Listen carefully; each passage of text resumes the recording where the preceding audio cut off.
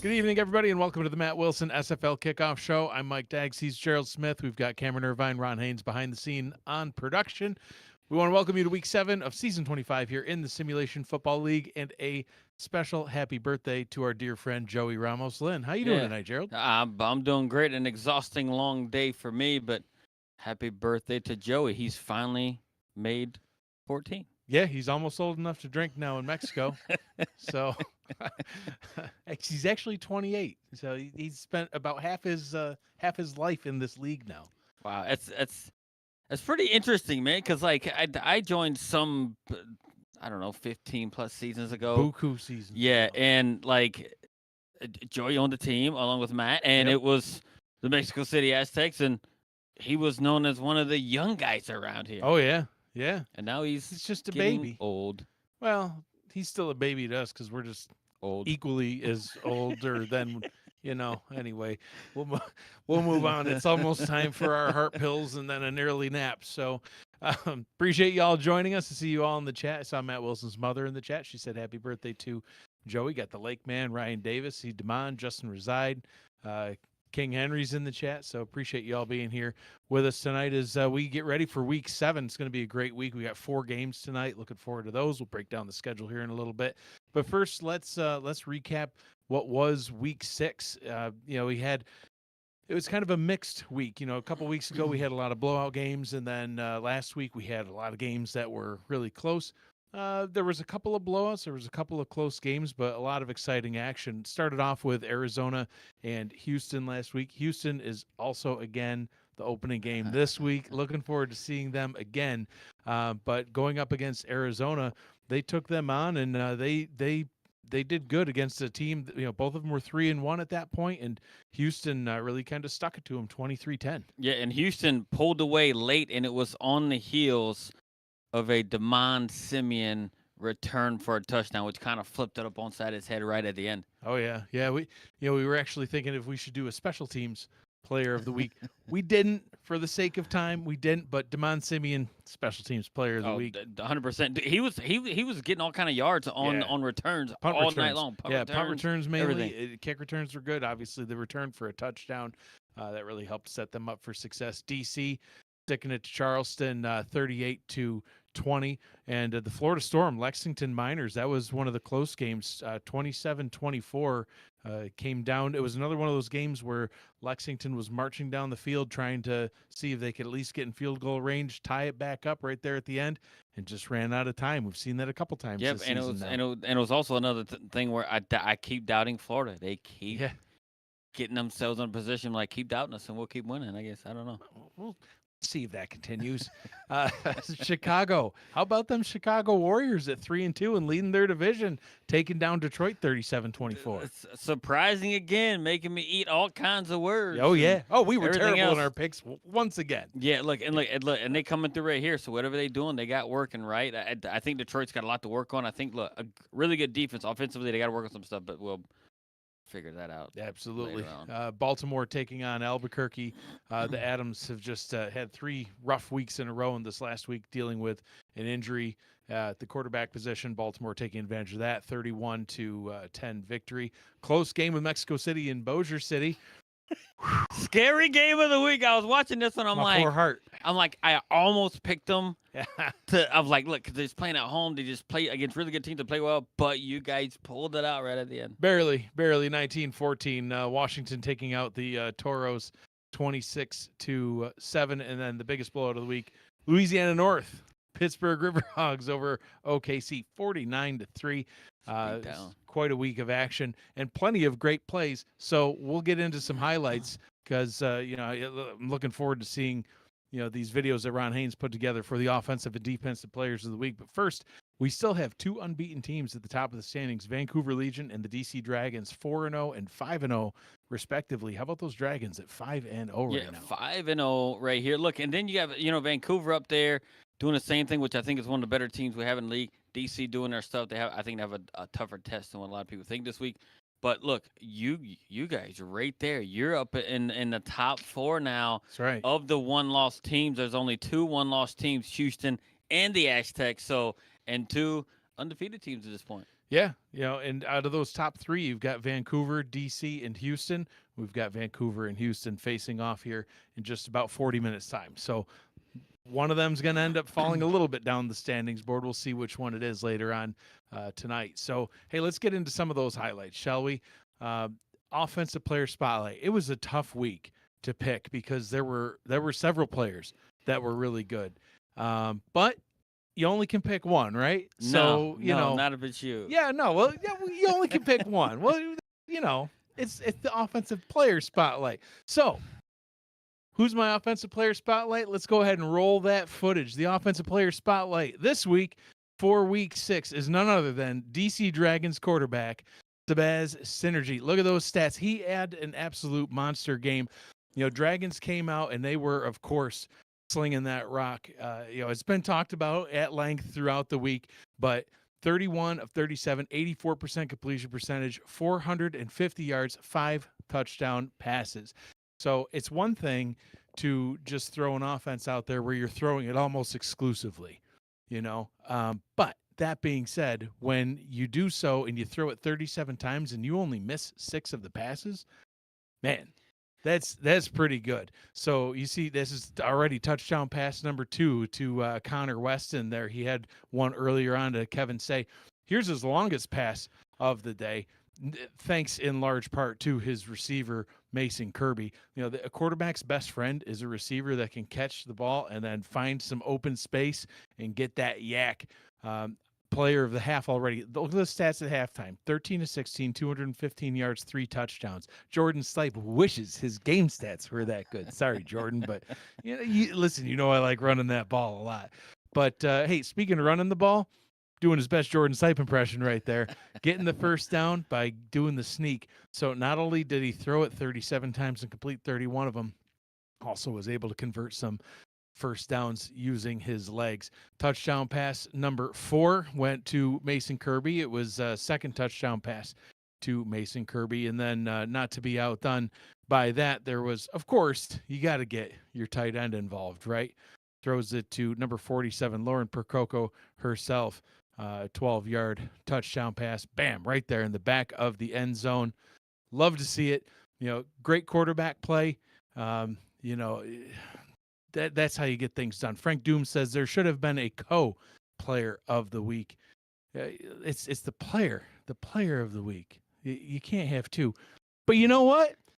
Maybe you can have two. Maybe there should be a co-player of the week because Pittsburgh Riverhogs Mike Churchill just absolutely dominated. Look at these stats that he had: 29 rushes, 204 yards. He also had 5 touchdowns. How can I not highlight both players that put up 5 touchdowns? Everybody in the chat was saying Churchill. Well, here you go. Oh, look at the blimp. Touchdown. Yeah, we changed the touchdown to touchdown in Pittsburgh, I guess. So, but yeah, Churchill just absolutely balled out.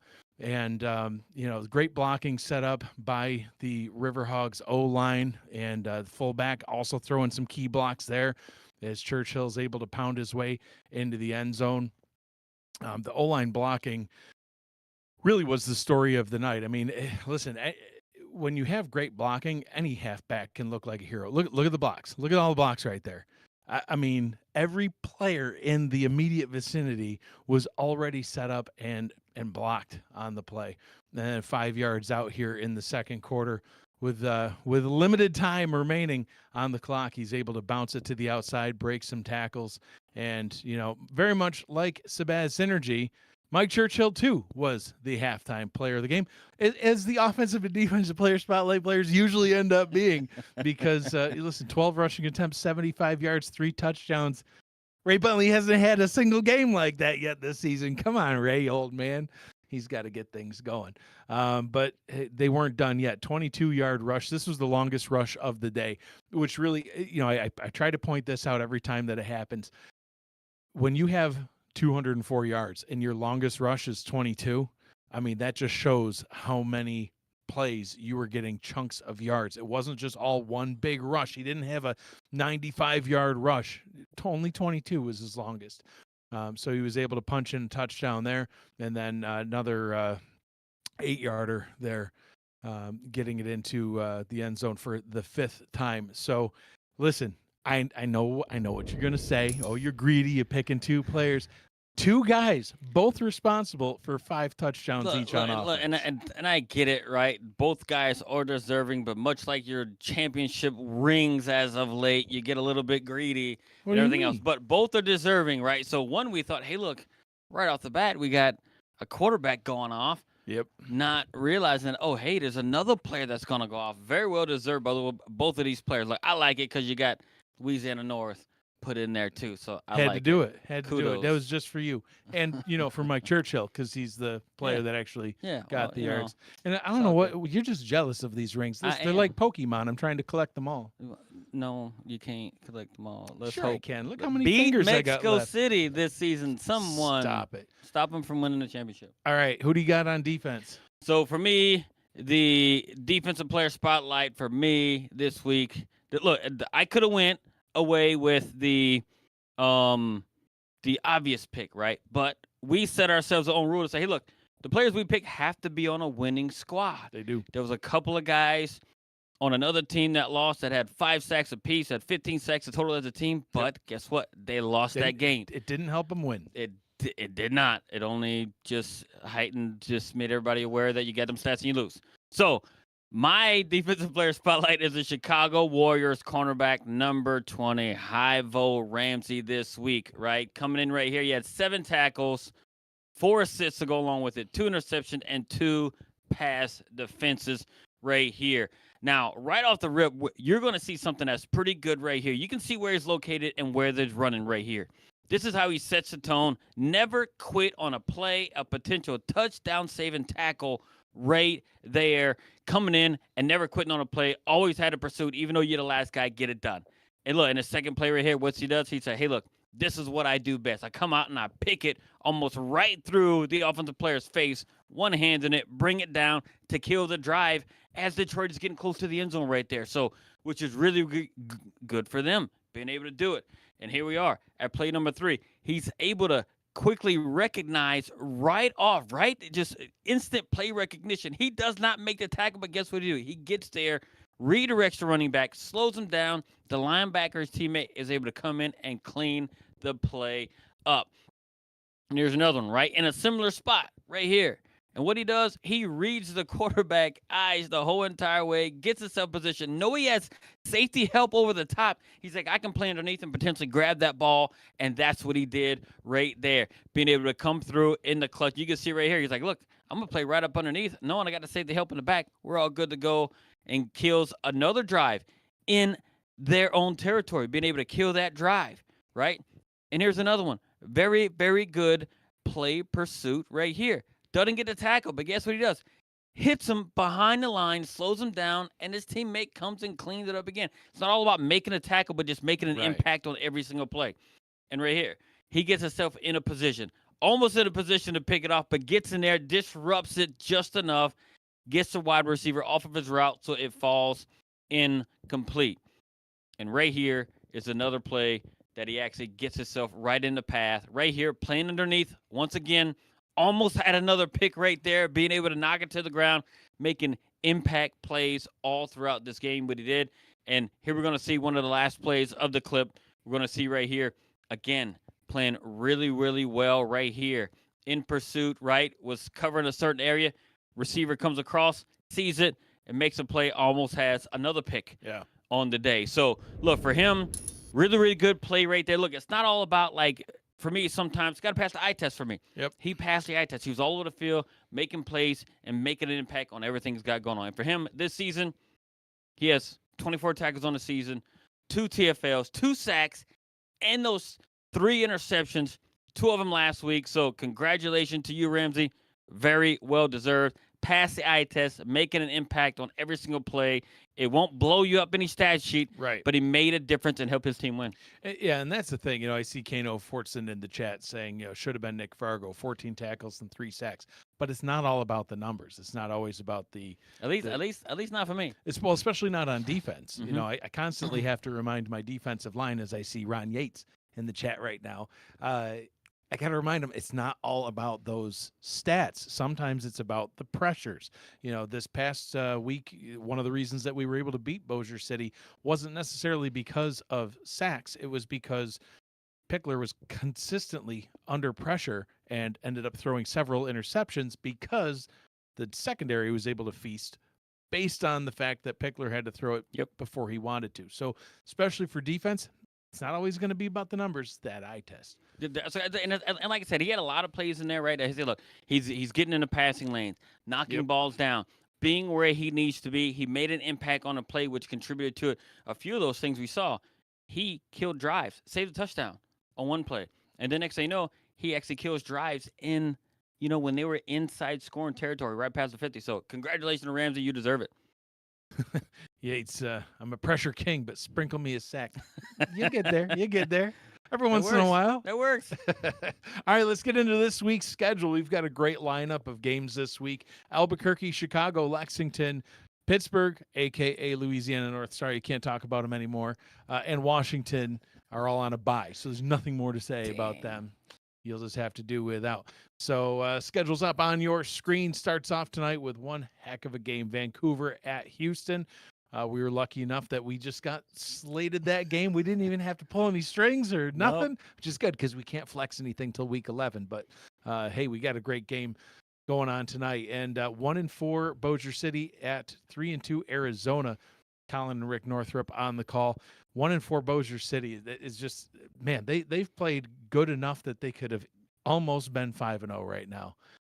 So on paper, that game record-wise might not look great. I think it's going to be a fantastic game. Looking forward to that one. Carolina at Queen City, pair of teams both at 1-3, looking to get that second win. Someone's going to do it. Eric Vinson is on the call, and I guess the last-second switch is actually going to be Anthony Ellison on the call with Vinson. And then at 10 p.m. tonight, Eastern Time, Sin City at Los Angeles, Cameron Duty and Brett Solberg in the booth together. 4 games tonight, followed right back up with 4 games tomorrow night. Minnesota at Denver kicks things off at 6:30 p.m. Eastern Time. Eddie Gage, Anthony Ellison on the call.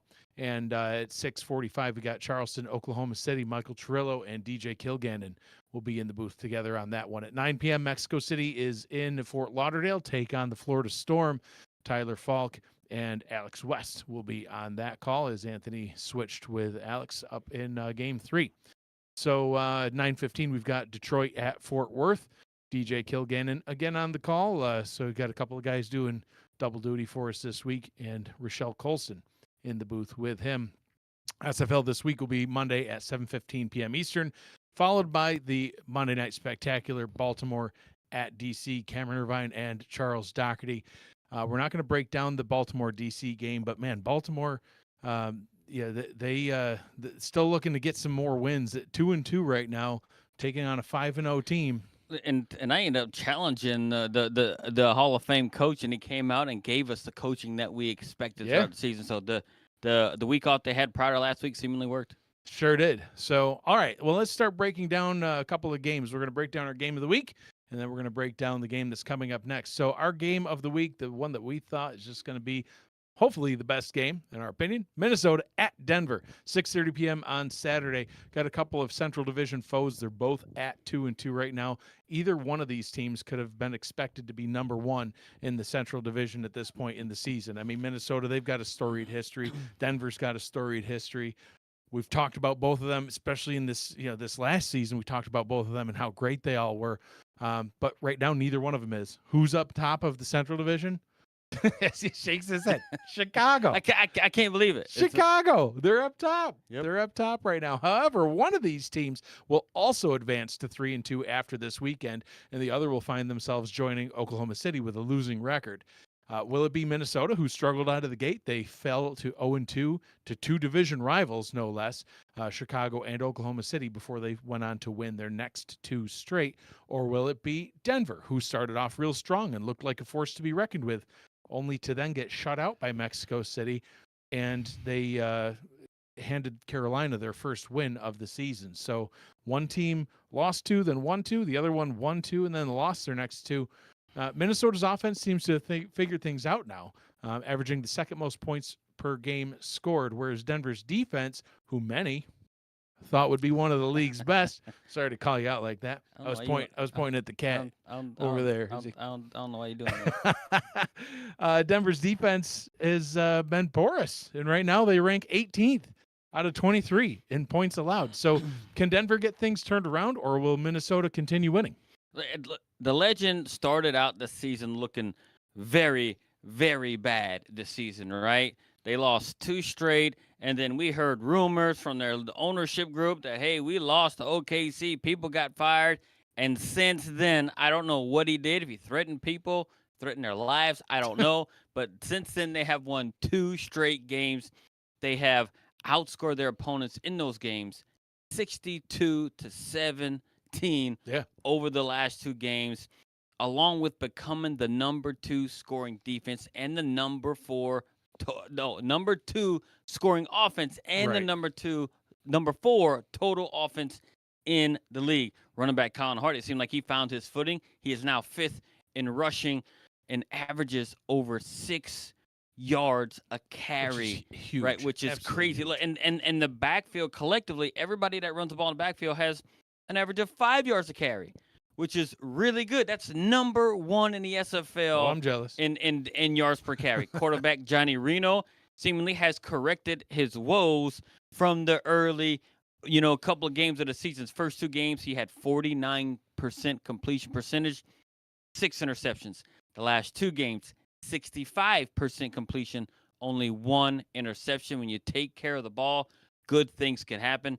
And like I said, they have gotten back to their ball control type offense, right? To get down there, to get chunk yardage. Look, they always seem to have themselves in a situation where it's like 3rd and 1, 3rd and 2. Right. And that's off of that rush game and the timely passing, right? That has contributed to their success, being to put themselves that way. Look, and Jay Taylor at the wide receiver position, a quarter of his receptions are touchdowns. You'd love to see that for an offense. He has 16 receptions, 4 touchdowns. Number 2 in the SFL. He's where he needs to be to get his offense rolling. They're doing pretty good offensively right now. Yeah, they sure are. Josh Doerr in the chat says Mexico City is Sin City South. That just sounds like jealousy to me. But anyway, I don't know why they would disrespect you like that. I don't know. These rings have Aztecs logos. Yeah, I'll move on. Talking about their defense, statistically, it doesn't necessarily show it, but they've improved dramatically as far as points allowed. They surrendered 72 points in the first couple of games, and these last couple, only 17. And they forced 6 takeaways over the last 2 games, and that's after them having no takeaways in the first 2 games, being able to get that defense going to force those turnovers, right? Like I said, it's a complete turnaround from the first 2 games that they had in the season. The pressure from the defensive line, like we just talked about early on, right, has been good enough to force those turnovers in the passing game to get their offense more opportunities. Look, and if they keep up this style of defense, they could be looking at fighting for a Central Division title once again, right? When they started out kind of sloppy and slow and everything else. Yep. Look, and for me, their key players got to be Reno. Keep up the efficiency that he's had last couple games. Colin Hart, keep running the ball really, really well. And defensive tackle Mark Mello, who has 5.5 sacks, is 3rd in the SFL. The way he can pressure that and help them control the line of scrimmage, I think they can keep it going. And in the kick return game, Quig Mam has 2 kick returns for touchdowns. He can be a playmaker that can flip the field instantly, as on a kickoff, opening kickoff, halftime, whatever. After the team scores, he can change it. And that almost automatically locks him into the All-Star game already. 2 kick return touchdowns. That is fantastic for him. So you talked about Minnesota and how they started off slow, but they've got things figured out these last couple of weeks, and now they're just absolutely rolling. What happened to Denver? Like, did the wind blow Jimmy Hatzis's hair and it's messed up, and he's been focusing on trying to get that fixed? When you get molds made and you're trying to appease a guy like me. You end up losing the pizzazz you got going on. So talk about Denver. They've been the opposite of Minnesota. 1-2 straight to start the season, looking like the Denver we saw last season. Really dominant defense, timely type offense, but they've then lost 2 straight, right? Look, and they are heavily reliant on protecting the ball. When they can't protect the ball, every team seems to struggle, right? But they are overly, reliant on it, right? When they're relatively mistake-free, they win. And their 2 wins, 1 turnover. In their 2 losses, 6 turnovers. And the defense, which you know I love, Oh yeah. has allowed 64 points the last 2 games while only allowing 27 points the first 2 games. Yeah, you can't It's win allowing that many right. points. It's almost tripled, right? The Yep. amount of stuff that they actually given up. So look, they just haven't produced very well on either side of the ball the last 2 games after scoring 42 points in the first 2 weeks. They were shut out in week 4 by your Aztecs, which nobody expected except maybe you, and scored Dude, I on. was not And expecting a shutout. so You know, I was and look, expecting a and they've competitive only game. scored 20 Sorry, points Cam. in a loss to winless Carolina at the time.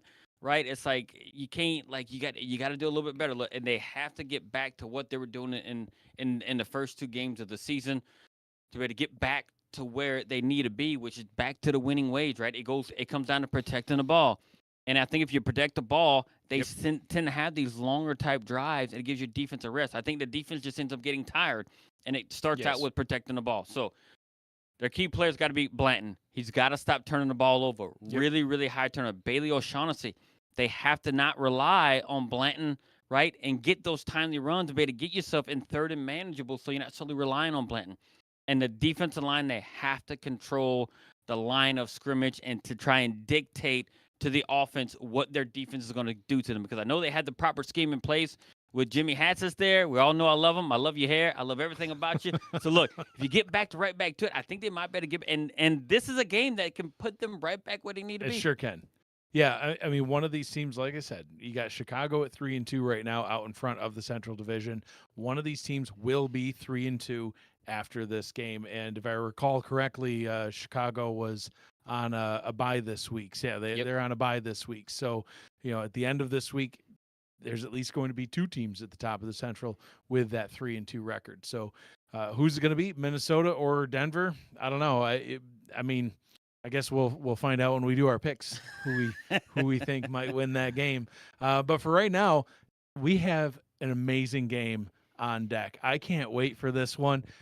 When we were just looking at the schedule last week, I think we were actually still calling our game last week live on the air, and we were looking at the schedule and we're like, "Ooh, Vancouver's taking on Houston next week," and like, "Oh, we get to call that one." Well, tonight's the night where it's finally here. I'm excited for this one. We've got 2 of the top teams in the league squaring off here in Week 7. What a way to get Week 7 started. You've got, I'm going to stop for this real quick, $9.99 Super Chat by Matt Wilson's mother. Greatest show, as always, guys. Put this towards Ramos' birthday fund.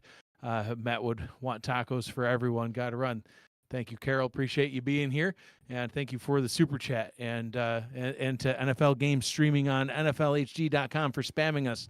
You know we've made it when we get spammed. We've made it. Now that I gotta have tacos because I'm not a taco guy, but you look, we got not a taco fund for Ramos's birthday.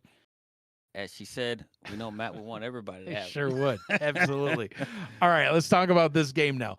Vancouver, they were in the championship last season, and even though they lost that game, they've won every game since then, the first 4 of the season, and they've done so in convincing fashion. They took down Baltimore and Arizona, 2 top teams, both of those on the road to get the season started before hosting Chicago and Los Angeles. They won 3 of those 4 games by 3 scores, just absolutely ridiculous numbers. And then there's Houston, one of the top teams in the league last season, and they're starting off again that way this season. They did lose their season opener to Washington on the road, but they have not looked back since, winning their next 4 straight. And 2 of those games were by single scores, though. One was by 3 to division rival Fort Worth, and the other by a single point in what was nearly a walk-off field goal. There's a few seconds left in the end of the game, but a walk-off field goal at the end of the game against division rival Albuquerque. So they've won 4 straight, but not quite in the same convincing way that Vancouver has. Right. So, however, Houston is top 5 in points scored and points allowed. But tonight they're playing against the team. They're hosting that Vancouver squad who boasts the number 1 ranking in both of those categories. And the Legion, in my opinion, have been the team to watch since week 1 when they beat Baltimore by 3 scores. Yeah. And everybody was like, oh, my God, are they the best team? Look, I think they have been the best team so far in the league, despite you guys still being champions and have 1 loss. I think just on paper they have been the best team. In the 4 wins, like you mentioned, 3 of them by 3 scores. Yeah. Right? Look, and they boast the league's best offense nearly across the board. Number 1 scoring offense, rushing offense, and total offense. second fewest turnovers in the SFL. That's a really good thing. You're not turning the ball over. It's wild. You end up 4-0. Quarterback Christian Brown, arguably the best quarterback in the SFL right now. Number 3 in completion percentage.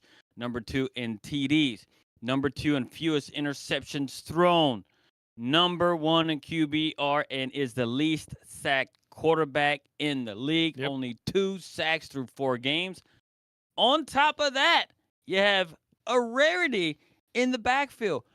3 ball carriers heavily involved. You got halfback Devin Lloyd, who's the number 4 rusher in the league, along with fullbacks, yep. 2 of them, J.W. Doyle and Jalen Wells, who are a combined number 1 rushing combination between the 3 in the SFL. Not to mention 4 pass catchers on this offense have at least 1 touchdown. It's about as well-balanced, well-rounded as of an offense as you and they find. can strike with any skill player on that offensive side of the ball. This is a dangerous offense. They are number 1 in third down conversions. At 63% of their third downs, they convert to fourth down and into first downs. And the league average is at 49%. So if you think about that, they're 14% higher than any other team in the league. Yeah. It's crazy. And you talk about the previous game that we were breaking down with Denver. Yeah, Denver. Man, thank you. Wow. That's called getting old, folks. Yeah. Welcome to the club, Joey. Denver, he's Minnesota. Still in his 20s. With Denver, and you mentioned how they're putting themselves in a bad situation with their defense when they keep turning the ball over. Meanwhile, you've got Vancouver that's just converting third down after third down, keeps the offense on the field, and the defense can be on the sideline just being well rested. Statistically speaking, this defense isn't necessarily as good as the offense, but that's okay because they're still elite. Yeah, they're really elite. They rank in the top 6 in every defensive category, with their 2 most notable being 3rd in total defense and being number 1 in takeaways. You got the fewest takeaways, the fewest turnovers on offense, and you have the most takeaways as a defense. The defense allows 20 points less than what their offense scores. Yep. That's insane. Their DBs have been ball hawking all season so far. It's led by cornerback Emmanuel Blackman, who leads the SFL in interceptions with 4 right now. They also boast the league's best third down defense. Opponents are only converting 32% of the third downs against them.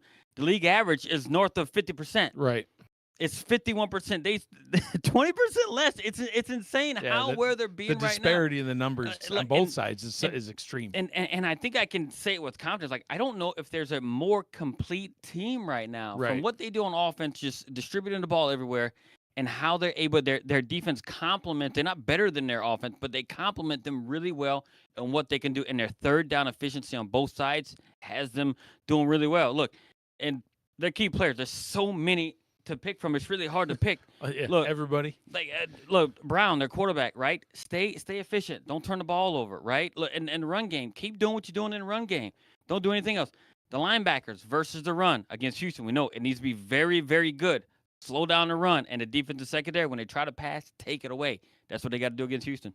Yeah, they do, because Houston's another great team. Statistically on paper, not as good as Vancouver, but record-wise, both teams have 4 wins. Houston's won 4 straight, including doing the unthinkable.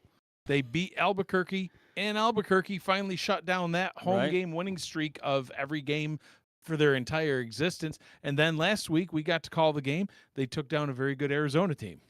And this team has won the games by not taking the ball away. If you break it down, you look at it, they actually are among the league's worst in takeaways. Right. They're ranked 20th. They don't take the ball away that much. And then, like turnovers, they're 19th, meaning they turn the ball over quite a bit.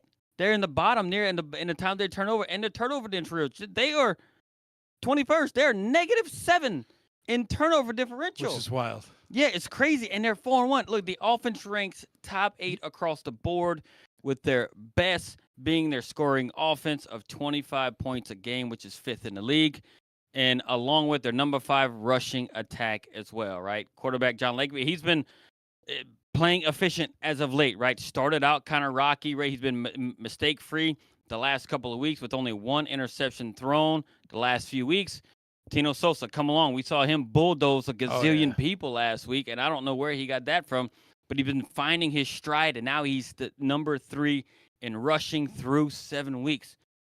DR Sim, the doctor, decided to show up in big form. Oh, yeah, last multiple week. ways. He's also refining his Hall of Fame form, doing good things. He just shows up in big moments. Yep. He did it. He scored a touchdown on a touchdown late, and then he returned a kick for a touchdown. Yep. And he's doing it in many different ways. The defensive unit, right, or they're tackling machines. They don't miss very many tackles. If you look at it all and look at the game, they rank number 3 in sacks and TFLs, and they're led by, I think, which is one of the great free agent signings as we've seen it, and linebacker Juan Mississippi, who leads the team in sacks and TFLs. So, look, they have been almost every bit as good as Vancouver on the defensive side with the last 4 games. Though you win them. They're not winning them quite as convincingly, but they're still winning them. And for me, look, their key players have got to be the running game, Sosa and Baloo Scott, right? They have to run the ball effectively to open up the pass, and that front 7 must control the line of scrimmage and put pressure on the QB to force more turnovers than what Vancouver has been doing right now. So if they can do that, they have a shot at winning this game. They sure do. It's going to be really interesting to see how this one plays out. Will Vancouver go to 5-0 and match up with, DC, who's currently 5-0, or will Houston end up getting that 5th win and advance to 5-1 on the season? We'll find out in about the next couple hours. So the game gets started in about 10 minutes time. First, let's go through our picks. It's another bad week of picks for us. You remember back in week 4 when we picked every game right? I thought it was going to be easy from then on out. Yeah, no, we've done terrible ever since that time. The league hates us now. They're like, you know what? We're just going to mess it up because they just got them all right one time. It's ridiculous. Last week you went 4-3. I went 3-4. Terrible. 28-18 on the season. That's my record. 25-21. That is way too close to being 500. Come on, we got to get some picks right.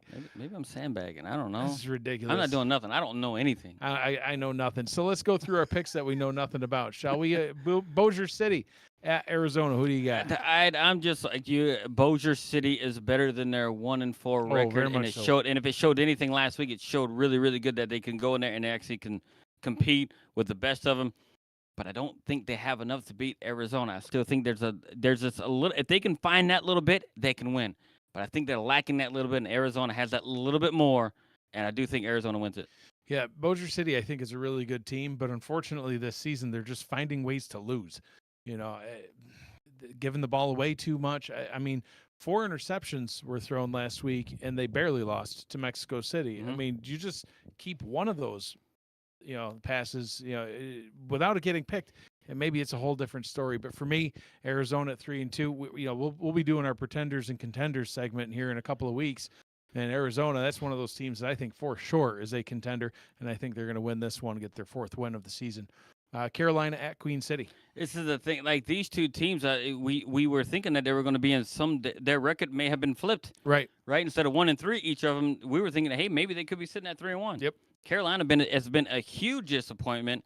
Queen City, we thought that maybe were kind of up and coming, but then they just kind of lose. They win the games you think they shouldn't. They lose the games that you think they should win. Yeah, should have a shot. And it's kind of a weird thing, but I just don't think Carolina has it. I think Carolina somewhat got lucky when they beat Denver. I think Denver was reeling because they lost how they lost.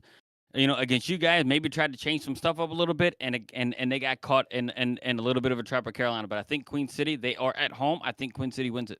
Yeah, I'm going to go with Queen City as well. I think these teams are very evenly matched. Queen City being at home, I think, is what gives them just that little bit of an edge. So give me Buffalo in that one. Sin City at Los Angeles. And this is one that's a little bit kind of crazy, too. We've seen Sin City play really well in their only win.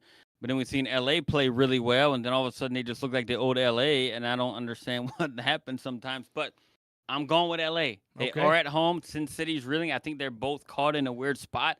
But I think L.A. can maybe get it done and get a little bit more oomph out of their stuff since they're at home and get that fan support behind them. It's going to propel them to a win. There you go. For me, give me Sin City in this one. I think we've picked against Sin City all season long, And then this past game that they played, they actually looked pretty good when they got that win. Granted, they're only 1-3. So's Los Angeles. Los Angeles is talking about changing the narrative. I'd love to see it happen. I haven't quite seen it yet, and I don't think it's going to be this week. I think Sin City gets the win. So our first pick different finally. Took only 3 games to get there. Let's see about this one. Our game of the week: Minnesota at Denver. Minnesota's looking much better, right? They had 2 straight games, 2 straight winning, right? They're going into Denver. Denver had exactly the opposite. Looked great the first 2, and it not look so hot the last 2. But I do think, hey, Jimmy Hatsis is going to get his hair mold back and be like, hey, look, you're going to get it back. No more being made. You need to take the magic back. And what they do, Minnesota's going to go into Denver. I do think they're going to struggle. It is going to be this 2 ball control type offenses here. And I do think the better defense will come out on top. And I do think in this scenario, the Denver defense is going to best the Minnesota offense, and they're going to win. Yeah, I'm going to take Denver as well in this one. I think that Denver, after losing those last 2, is really going to start to look at what went wrong and also try to enhance what went right. And this week, after losing a couple of games in a row, I think they're going to put it all together. They're going to get that home win over Minnesota. Charleston, Oklahoma City. I was so close to picking this team. Why? Because they're at home. I wanted to pick OKC, and I realized I don't know if they got a quarterback like another team that I like doesn't have quarterbacks either. They're called quarterbacks, but I don't know if they can produce anything. So that's a big thing for me, right? I think it relies heavily on having that signal caller of highly skill set to be able to do it, and I don't know if they can do it without one. And Charleston, I think they're playing much better than OKC, especially after OKC get destroyed last week, and only put up 3 points. So I have to take Charleston.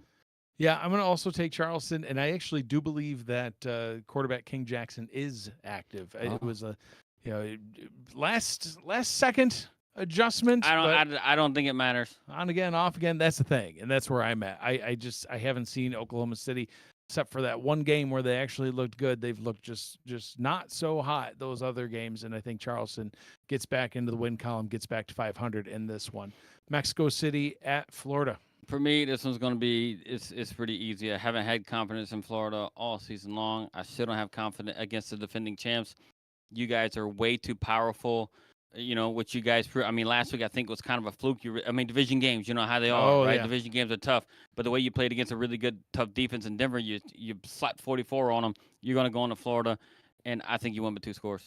Obviously, I'm picking Mexico City. We could just leave it at that. Detroit at Fort Worth. And Fort Worth has been very, very disappointing to me. I don't get it. I don't know what you guys are going on. The Stockyards was one of the hardest plays. I wish you guys lost this much whenever I had a team because I couldn't beat you for nothing. But I do think they rebound, right? Even though they lost, even though they haven't looked so great, I think they're going to have one of these really good games against a team like Detroit. Not overly good, right? They just do enough to win, have one of the better defenses around in the league. They're traveling to the Stockyards. Fort Worth, I need this win.